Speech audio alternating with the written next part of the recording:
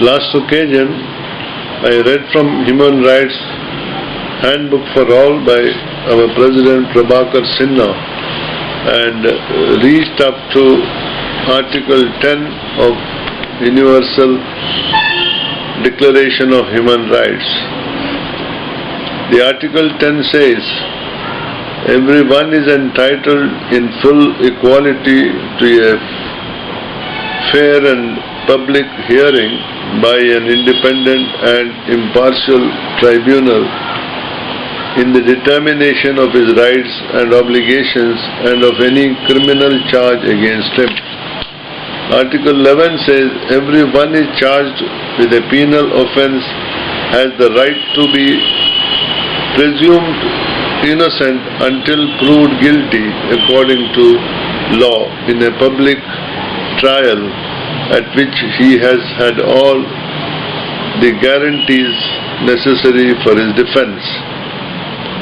Number 2 in Article 11 says, no one shall be held guilty of any penal offence on account of any act of omission which did not constitute a penal offence under national or international law at the time when it was committed, full stop.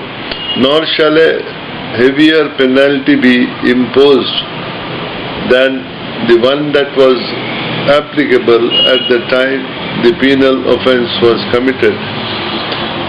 Article 12. No one shall be subjected to arbitrary interference with his privacy,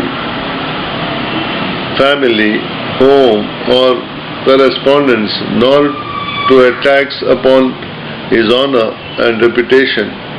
Everyone has the right to the protection of the law against such interference or attacks. Article 13(1) says everyone has the right to freedom of movement and residence within the borders of each state. Article 13(12) says everyone has the right to leave any country including his own and to return to his country. Article 14(1) everyone has the right to seek and to enjoy in other countries anything from persecution. Number 2, this right may not be invoked in the case of prosecutions genuinely arising from non-political crimes or from acts contrary to the purposes and principles of the United Nations. Article 15(1) says everyone has the right to a nationality. Article 15(2) no one shall be arbitrarily deprived of his nationality nor denied the right to change his nationality. Article 16(1) men and women of full age without any limitation due to race, nationality or religion have the right to marry and to found a family. They are entitled to equal rights as to marriage, during marriage and at the dissolution. Article 16(2) marriage shall be entered into only with the free and full consent of the intending spouses. Number 3. The family is the natural and fundamental group unit of society and is entitled to protection by society and the state. Article 17. Everyone has the right to own property as well as in association with others. No one shall be arbitrarily deprived of his property. Article 18. Everyone has the right to freedom of thought, conscience and religion. This right includes freedom of change his religion or belief and freedom either alone or in community with others and in public or private to manifest his religion or belief in teaching, practice, worship and observance. Article 19. Everyone has a right to freedom of opinion and expression. This right includes freedom to hold opinions without interference and to seek, receive and impart information and ideas through any media and regardless of frontiers. Article 21. Everyone has a right to freedom of peaceful assembly and association. Article 20, number 2. No one may be compelled to belong to an association. Article 21. Everyone has a right to take part in the government of his country, directly or through freely chosen representatives. Article 21(2). Everyone has a right to equal access to public service in his country. Number 3. The will of the people shall be the basis of the authority of government. This will shall be expressed in periodic and genuine elections, which shall be by universal and equal suffrage, and shall be held by secret vote or by equivalent free voting procedures. Article 22. Everyone as a member of society has a right to social security and is entitled to realization through national effort and international cooperation, and in accordance with the organization and resources of each state, of the economic, social and cultural rights indispensable for his dignity and the free development of his personality. Article 23. Everyone has the right to work, to free choice of employment, to just and favorable conditions of work, and to protection against unemployment. Number 2. Everyone without any discrimination has a right to equal pay for equal work. Number 3. Everyone who works has the right to just and favorable remuneration, ensuring for himself and his family an existence worthy of human dignity and supplemented, if necessary, by other means of social protection. Everyone has the right to form and join trade unions for the protection of his interests. Article 24. Everyone has a right to rest and leisure according to reasonable limitation of working hours and periodic holiday with pay.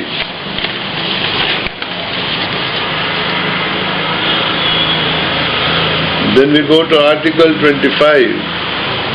Everyone has a right to a standard of living adequate for the health and well-being of himself and of his family, including food, clothing, housing and medical care and necessary social services, and the right to security in the event of unemployment, sickness, disability, widowhood, old age or other lack of livelihood in circumstances beyond his control. Article 25(2). Motherhood and childhood are entitled to special care and assistance. All children, whether born in or out of wedlock, shall enjoy the same social protection. Article 26(1). Everyone has the right to education. Education shall be free, at least in the elementary and fundamental stages. Elementary education shall be compulsory. Technical and professional education shall be made generally available, and higher education shall be equally accessible to all on the basis of merit. Number 2. Education shall be directed to the full development of the human personality and to the strengthening of respect for human rights and fundamental freedoms. It shall promote understanding, tolerance and friendship among all nations, racial or religious groups, and shall further the activities of the United Nations for the maintenance of peace. Number 3. Parents have a prior right to choose the kind of education that shall be given to their children. Article 27. 1. Everyone has the right freely to participate in the cultural life of the community, to enjoy the arts, to share in scientific advancement and its benefits. Number 2. Everyone has the right to a protection of the moral and material interest resulting from any scientific, literary or a basic